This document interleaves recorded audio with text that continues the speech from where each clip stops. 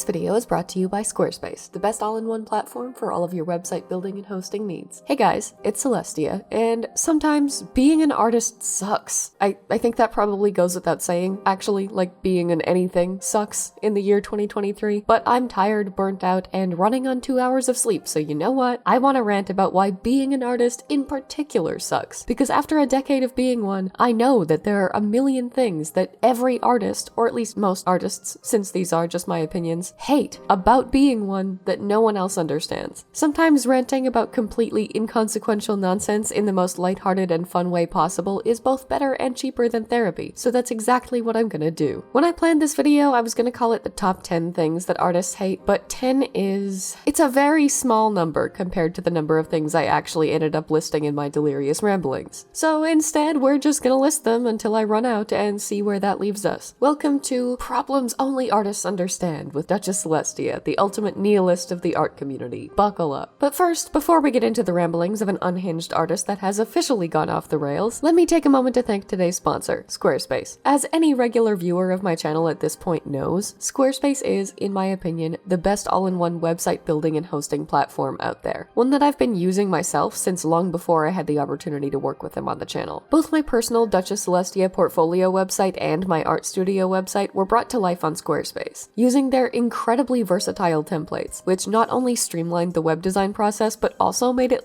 actually fun. Squarespace has a library of templates that accounts for just about every conceivable need, from portfolios and blogs to landing pages and online stores. And you can edit them using their Fluid Engine, a cutting-edge website design system which provides an effortless and intuitive drag-and-drop interface for customizing every aspect of your site. Additionally, Squarespace simplifies print-on-demand and e-commerce integration, allowing you to effortlessly transform your site into a fully functional online store. They even offer the ability to create exclusive, members-only areas for premium content. It doesn't matter what you need your site to do, whether you want a beautiful portfolio or a place to sell your art, you can make it on Squarespace. And you can get a free trial to test it out yourself right now by going to squarespace.com/DuchessCelestia, linked in the description, and use code DuchessCelestia for 10% off your first domain purchase. Thank you so much to Squarespace for sponsoring today's video, and please go check them out. Now, all of that out of the way, let's talk about artist problems, because God knows there are enough of them. Okay, actually, one last thing before we start. I have to clickbait you so I can pay rent, but it's entirely possible that this isn't a list of things every artist hates, but rather just the relatively significant majority, and is very influenced by my personal experiences and opinions. Basically, take everything I say with an entire bottle of salt, because these really are just the deranged ramblings of some very tired artist running on very little sleep and 7 cups of coffee, which is the case for all of my videos, really,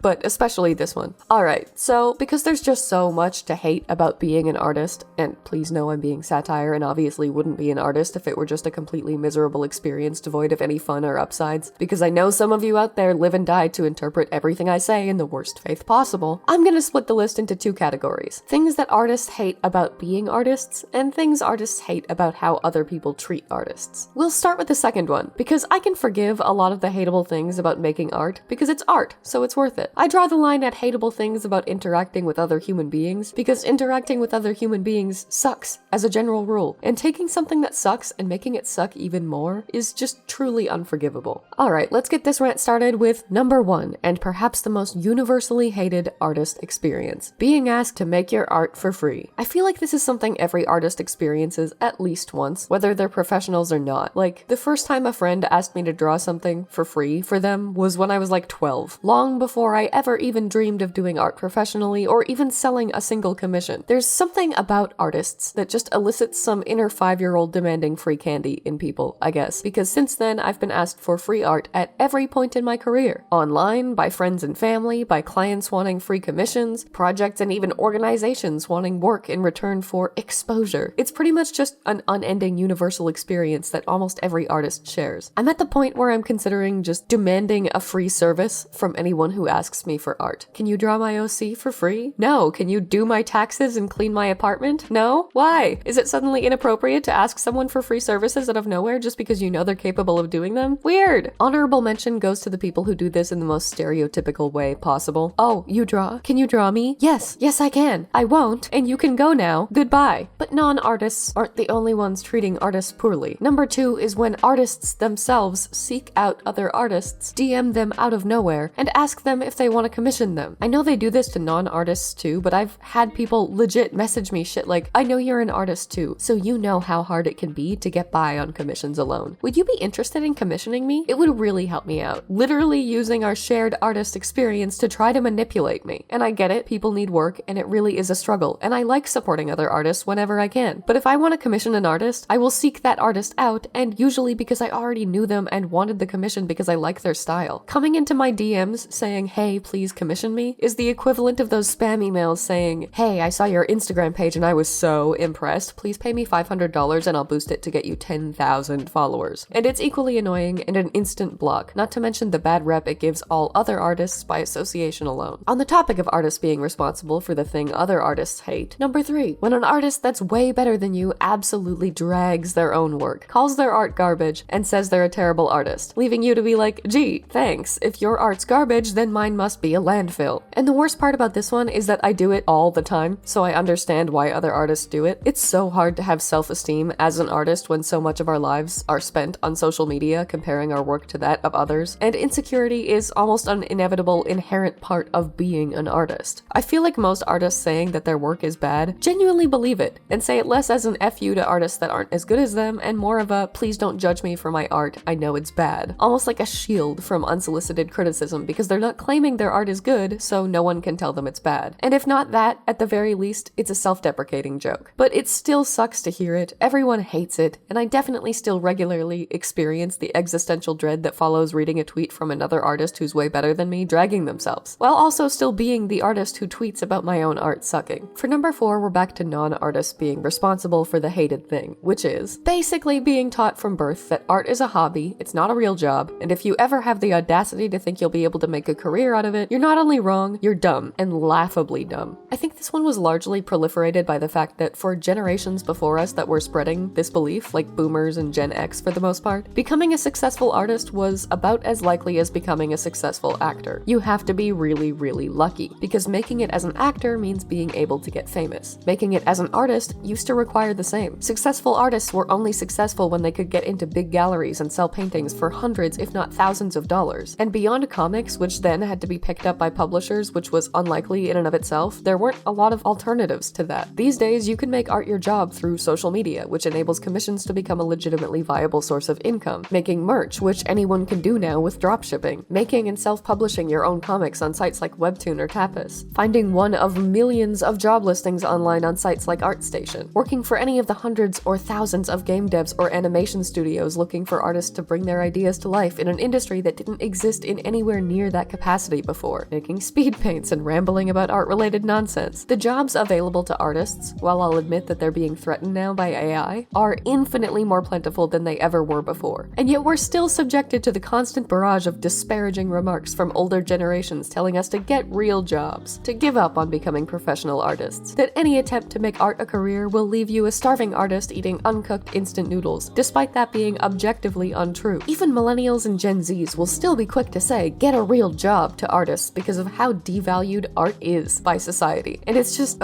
I could make a million arguments against it, and I have in previous videos, but this video isn't for actual arguments or rational thought. It's for saying stuff sucks, and this sucks. Shut up. Number 5, the fact that no matter how good your original art is, people will always like your fan art better. Now, given that is not an all-encompassing rule, there are obviously going to be some people that prefer your original art because it's yours, and they like your style more than the subject matter. But it's pretty unanimously acknowledged at this point that fan art just gets better numbers. People don't have to like your art style to like fan art because they already like the character, I say, drawing Chuya Nakahara. So naturally it performs better on social media because the barrier of entry for viewer interest is lowered. And it's fine when you actually enjoy drawing the fan art, like when you're drawing Chuya Nakahara because my god, he's just so pretty. But it truly sucks when you're pressured to for that reason alone, even when you'd rather be working on something original that you want to draw significantly more. And that's something a lot of artists face, and it sucks. It makes sense, but it sucks. Like taxes. Next up, number 6. When people find out you're an artist, they ask what you draw, and you immediately feel their thinly veiled judgment and disdain when you answer either anime art or digital art. There's still so much stigma surrounding digital art as being less than traditional art and anime art as being childish and not taken seriously, despite the fact that none of that is based on any actual fact. and I made 2 videos about each one respectively that will be linked in the iCard above that present actual arguments in response to them that make legitimate counterpoints. That's not what I'm here to do now, so go watch those if that's what you want. No, I'm here to whine about how deeply, infuriatingly annoying it is, and how it's led me and many other artists to feel like we have to prove our skill and validity as artists by showing that we can also do traditional and realistic art in addition to our digital and anime art, just to be taken seriously. When I introduce myself to others as an artist and they look for my work, I show them my traditional paintings, not my digital art, even though my digital anime art is what made my career and gets the most commissions, because the quality of my traditional paintings is apparently what gives me any legitimacy at all as an artist. Okay, these last 2 in the human interaction-based things artists hate section are probably dumb and petty and just things I personally hate and other people aren't even vaguely bothered by, but this is my channel and I'll rant about what I want and you can't stop me. Number 7, when you're drawing in public, like in class, at a cafe, or in a park, and someone leans over your shoulder and obviously and blatantly just watches you draw. Since my agoraphobia got significantly worse, I experienced this a lot less by way of not going out. But I used to draw in cafes all the time, and the number of times I would have the person sitting next to me just lean over into my personal space and shamelessly watch me draw like I was performing a public demonstration was like upwards of 200. I get that I'm doing a thing publicly, so I'm willingly subjecting myself to other people looking at me and what I'm doing, but I wouldn't lean over and watch someone scrolling on their phone, even though they're using it publicly and subjecting themselves to the fact that I could do that. Artists, for some reason, though, when they draw publicly, are treated like we're performing some kind of public act for the entertainment of others, and that people are entitled to look at our work like a show, and I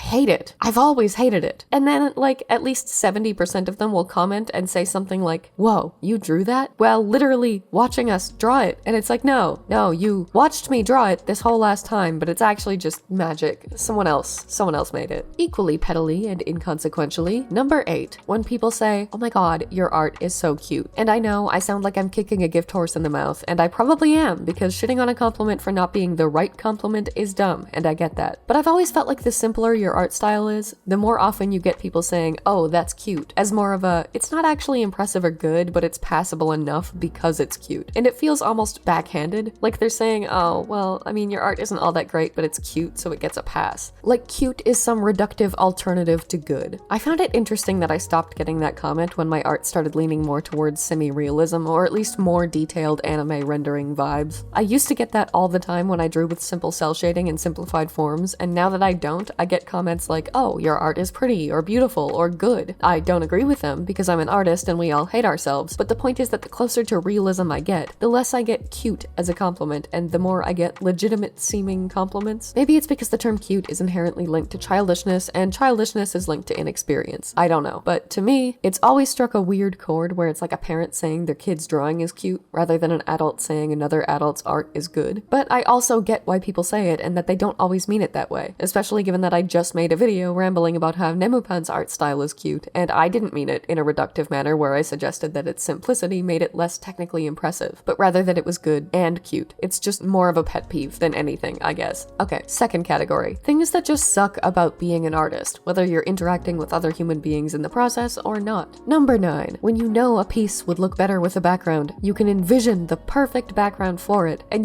there is nothing you would rather do less than draw that background. I don't know if that's just me as someone who grew up hating backgrounds as a whole, but I've always been someone who really likes drawing characters and despises every second of drawing environments, but also someone who constantly envisions complex pieces with detailed environments whenever I envision any concept that I want to draw at all. Every time I have a vision for a piece, it has a background and it looks better because it does, and I do not want to draw that background. I know it would look better with one, I see it with one, but I also know I'll hate every minute spent on it. Just backgrounds, they suck. Things suck. This is a good video. Number 10, drawing hands and feet. That's it. That's the whole number 10. I don't think it needs more elaboration than that. Next is number 11, which is when you finish a sketch that you genuinely liked and you're proud of, and then you line it and you render it, and it's just nowhere near as good as you thought the sketch was. I have a lot of theories about why this happens, enough to make a dedicated video about if you guys are interested, like the fact that we have lower expectations for sketches than final products, and have an inherent belief that sketches are allowed to be messy while finished pieces are expected to be perfect. But the point of this video isn't to psychoanalyze, it's to rant. And my rant is that I actually like 90% of my pieces when they're sketches, and hate them when they're finished, something a lot of artists have echoed when sharing their own experiences, and it's just the worst. It's the worst. Number 12, because apparently I'm still talking. When you have a million ideas to draw and exactly 2 minutes of spare time to draw them in. This might be one of the things I hate the most, because it's the one I deal with the most. I want to draw my webcomic, Vocaloid fan art, Loey Lane fan art, pieces for my Japan architecture taken over by nature and yokai art book, my art journal, my video game's cast of characters designs, and so many other things. And working 80 hours a week, I have to prioritize maybe one of those ideas every week, leaving the rest to be postponed indefinitely. It's the absolute worst, and it's something that I feel like every artist, regardless of whether or not they make art professionally, deals with, because whether our day job is art related or not, the work week has like doubled in recent years, and no one has enough spare time to bring all of our ideas to life, no matter what we sacrifice to try to be able to do so. I have an art to-do list longer than the Death Note omnibus, and that omnibus takes an unacceptable amount of space up on my bookshelf. Number 13 goes hand in hand with that, and it's when you have upwards of 1,000 work-in-progress pieces that you desperately want to finish but will never find the time or motivation to. Whether it's because you're too busy or because you have a new idea halfway through finishing the last one that you start immediately working on that one instead, only to repeat the process with the next one. It's infuriating, and I strongly vibe with the crisis that is having like 50 plus sketches or half-finished pieces that are on the back burner because a new, ridiculously urgent and impossible to postpone idea hit you before you could finish the last impossible to postpone idea. Bonus points for the fact that sometimes you postpone it for so long that you come back to it to finally finish it and you realize that your art has improved so much since then that you may as well just start over because the original work that you had is no longer up to par. That's fun too. Next up, 14.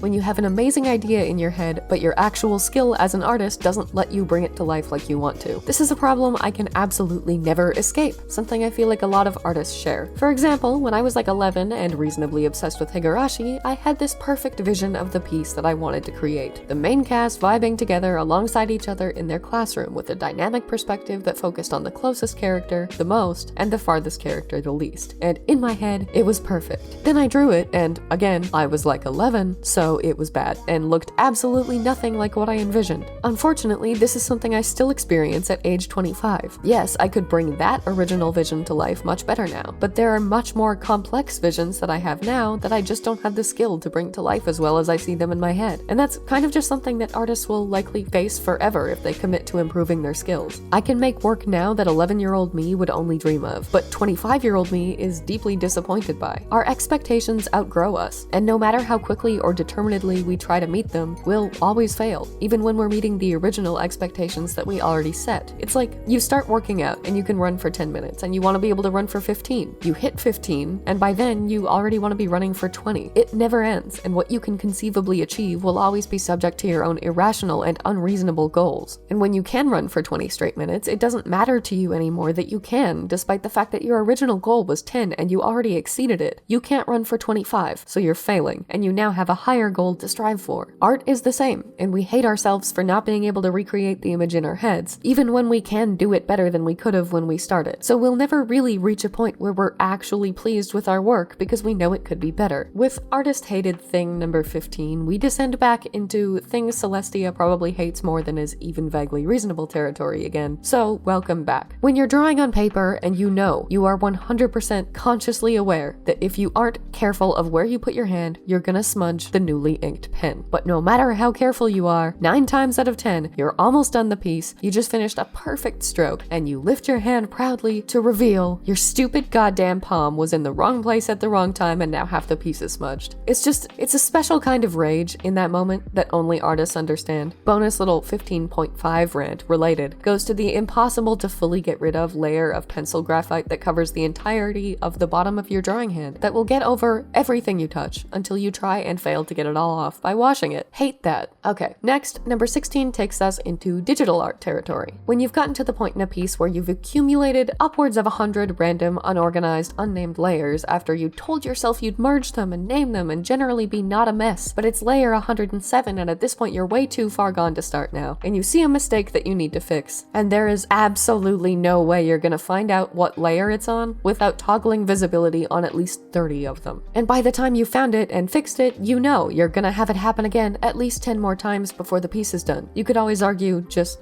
organize and name your layers then, or merge them responsibly, and yeah, you would be right. I don't have a counter argument for that other than just that's not gonna happen. 17 is also layer related and an equally truly universal digital artist experience. When you spend hours finishing the perfect line art, only to realize that all of that hard work was, in fact, on your sketch layer. That moment of realization is a special kind of dread where it's like, no matter how many problems you have in your life, no matter how terrible those problems are, this realization is the worst thing that has ever happened to you. Your wife left you and she took the kids, and you're late on 4 mortgage payments, and you broke your leg in a freak bowling accident, and this makes all of that pale in comparison. This is worse. Eventually, obviously, the moment passes and your leg hurts, and your messy divorce and foreclosed house are probably a little more significant than the realization that you have to redo your line art. But that initial moment is truly a special kind of hell. Speaking of line art, number 18 might just be something I hate more than most because I'm unreasonably obsessive about having perfect lines, but it's when you've drawn the same line like upwards of 200 times and you just physically cannot get it right. Anyone watching the speed paints in my videos knows that 200 times isn't even an exaggeration for me. I probably have redone the same line that many times at least once. There's just always one impossible line in every piece, and one is being generous. For me, it's more like 10. I don't know. Let me know in the comments if you also struggle with this or if I'm just uniquely cursed. Next up, number 19. When you use the selection tool to fill in a color, but because the lines always have those rough little semi-opaque edges that the selection tool doesn't select, the color you fill has that stupid, infuriating little blank outline that you have to go in and fill yourself. It's such a minor inconvenience.